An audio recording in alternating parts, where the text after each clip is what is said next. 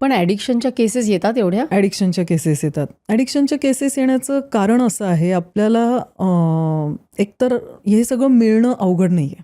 म्हणजे आपण आलिया भट्टच्या एका चित्रपटात पाहिलं असेल तर ते वरून ज्या प्रकारे शेतामध्ये काम करत असताना ते बंडल पडतं, तर ते थोडं एक्झॅगरेशन वाटतं चित्रपटात दाखवलं म्हणून. पण मुलांना हे एवढं सोपं आहे सगळं मिळणं. त्या गोष्टी मिळणं अवघड नाही आहे त्यांना. कुठली कुठली ॲडिक्शन्स तू बघतेस? त्यांच्यामध्ये अफू, व्हाईटनर, एक स्माइली नावाची एक गोळी असते त्यांच्याकडे, ती स्माइली, आणि अशा काही गोळ्या असतात ज्याची नावही त्यांना कळत नाही, त्यांना फक्त ती गोळी पाहिजे एवढंच कळत असतं. इवन एक बच्चू नावाची गोळी त्यांच्या सगळ्यांमध्ये फेमस आहे. तर ती बच्चू गोळी म्हणजे जेव्हा पेन्स होतात डिलिव्हरीमध्ये तेव्हाची गोळी, पेन सहन करण्यासाठी दिली जाते. तर ती गोळी, आता तुम्ही डॉक्टर, तुम्हाला जास्त माहिती असणार त्या गोळीबद्दल, पण ती गोळी घेऊन ते एवढा वेळ निवांत असतात. त्यातल्या महत्त्वाचं खूप महत्त्वाचा होता एका मुलाचा माझ्यासाठी. मी एकदा त्या मुलाबरोबर, एक माझ्याकडे जी केस आली होती, त्या मुलाला मी विचारलं की काय महाग आहे, वडापाव महाग आहे का ड्रग्ज महाग आहे? कारण वडापाव म्हणजे फेमस, आता ते नॅशनल फूड व्हावं इतकं फेमस. तर या मुलांना त्याची क्रेज असतेच. मला खरं तर असं सांगायचं होतं की जो आनंद तुम्हाला त्याच्यातून मिळेल तो दुसऱ्या गोष्टीतूनही मिळेल, तर तुम्ही म्हणजे आनंद कुठून मिळवायचा हे शोधा. त्या मुलांनी मला सांगितलं की वडापाव महाग. आणि माझ्यासाठी हे खूप शॉकिंग होतं. मी म्हटलं वडापाव महाग असं कसं? तर त्यांनी मला त्याच्यावर उत्तर दिलं, एक जर गोळी घेतली तर ती गोळी घेऊन 3-3 दिवस भूक लागत नाही, जाग येत नाही, पडून राहायचं, दिवस जातात. आणि जर वडापाव खाल्ला तर पुढच्या 4 तासात परत भूक आहे. मग तुम्ही कसं म्हणता हे वडापाव स्वस्त आहे?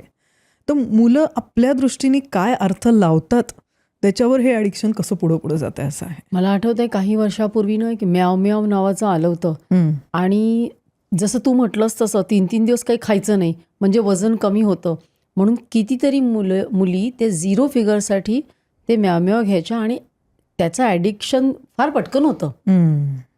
आणि अशा 2-3 वर्षापूर्वी खूप साऱ्या केसेस बाहेर आल्या होत्या. खरं आहे. आणि याच्यामध्ये मुलांचं असं म्हणणं असं आहे की अफूनी काही होत नाही. म्हणजे एका आलेल्या केसमध्ये मी त्याला म्हणत होते, तू इतक्या चांगल्या घरातला आहेस, म्हणजे कशासाठी हे व्यसन करायचं? तुझी 10वीची परीक्षा आली आहे. तो म्हणला परीक्षेला जाताना घेऊन गेलं तरी काही मला त्रास नाही होत म्हणतो. म्हणजे त्यांनी ते खूप नॉर्मलाइज केलं आहे. म्हणजे अफूला तर ते काही धरतच नाहीत आता. बाकी अजून बाकीचे जे सबस्टन्सेस आहेत त्याला तेवढं त्यांचं महत्त्व आहे. पण याच्यात मला सारखी एक गोष्ट वाटत राहते की मी असं, म्हणजे समाजाकडं जर बघितलं तर मी असं म्हणते की समाजाचे 2 भाग आहेत, की एक प्रौढ आणि एक म्हणजे मुलं. तर हे सगळं कन्झ्युम करणारा जरी चाइल्ड असेल ना, तरी हे सगळं प्रॉडक्ट करणारा शेवटी प्रौढच आहे. म्हणजे मी का काम करायचं ह्याच्यावर? आपण का समजून घ्यायचं हे सगळं? कारण हे आपल्या ग्रुपनी क्रिएट केलेलं आहे, हे प्रौढांनी क्रिएट केलेलं आहे.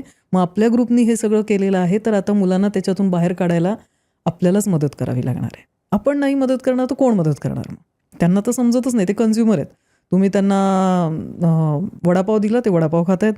तुम्ही त्यांना ड्रग्स त्यांच्यापर्यंत पोहोचवले, ते ड्रग्स कन्झ्युम करत आहेत. त्यांच्या ब्रेनची तर एवढी डेव्हलपमेंटच झालेली नाही की ते हे सगळं समजून घेतील. त्यांच्यासाठी भावना महत्त्वाच्या. सारासार विचार जर त्यांना अजून समजायला तर थोडा वेळ लागेल, पण आत्ता भावना महत्त्वाच्या. आणि भावना सांगतात मस्त है ड्रग्स तो ले लेने का. आजचा विचार करा. आणि म्हणून प्रौढांची जबाबदारी आणि हे सगळं समजून घेणं खूप गरजेचं आहे. विकणारे सुद्धा प्रौढच आहेत नाही का? हे विकणारे प्रौढ आहेत, त्याच्यात काही मुलं सेलमध्ये पण आहेतच, पण म्हणजे ते प्रमाण कमी आहे, पण तरी आहेतच, ती मुलं पण आहेतच. आणि त्याच्यात काही आजूबाजूला जर तुम्ही सातत्याने, शेवटी मूल कसं बनतं, म्हणजे मला असं थोडंसं चाय में थोडंसं दूध, थोडंसं पाणी जसं असतं तसं थोडं मूल म्हणजे DNA जरी अनुवंश म्हणून जरी हेरिडिटीने येत असेल ना, तरी काही वेळेस तरी ते आजूबाजूच्या वातावरणातून काय येतं आहे त्याच्यातून पण ते निर्माण झालेलं आहे. त्याच्यातून ते तयार होतं आहे मूल. आणि ते मूल तयार होताना मग तुम्ही म्हणाल की अनुवंशात, म्हणजे आम्ही खूप छान दिलं आहे ना सगळं, मग ते तसं कसं झालं? मग आपण ब्लेम करायला सुरू करतो. तसं कसं झालं म्हणजे कारण त्याच्या सराउंडिंगमध्ये ते आहे.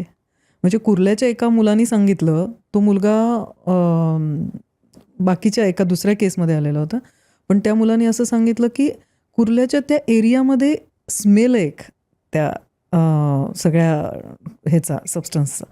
तर त्या ह्याच्यामध्ये त्याला मी शाबासकीच दिली होती की ह्याच्यातून तू बाहेर राहतोयस, म्हणजे तू स्वतःला कसं बाहेर राहतोय. त्यांनी सांगितलं मी जिम करतो आणि त्याच्यातून मिळणारा आनंद घेतो.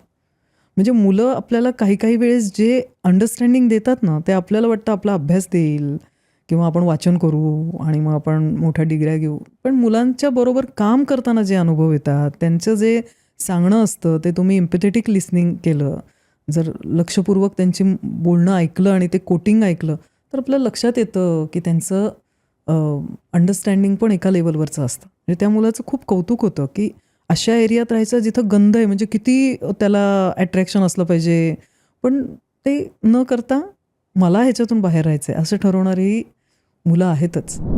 ही क्लिप शेवटपर्यंत बघितल्याबद्दल खूप खूप धन्यवाद. संपूर्ण एपिसोड बघण्यासाठी खाली दिलेल्या लिंकवर क्लिक करा आणि सर्व काही चॅनलला सबस्क्राईब करायला विसरू नका.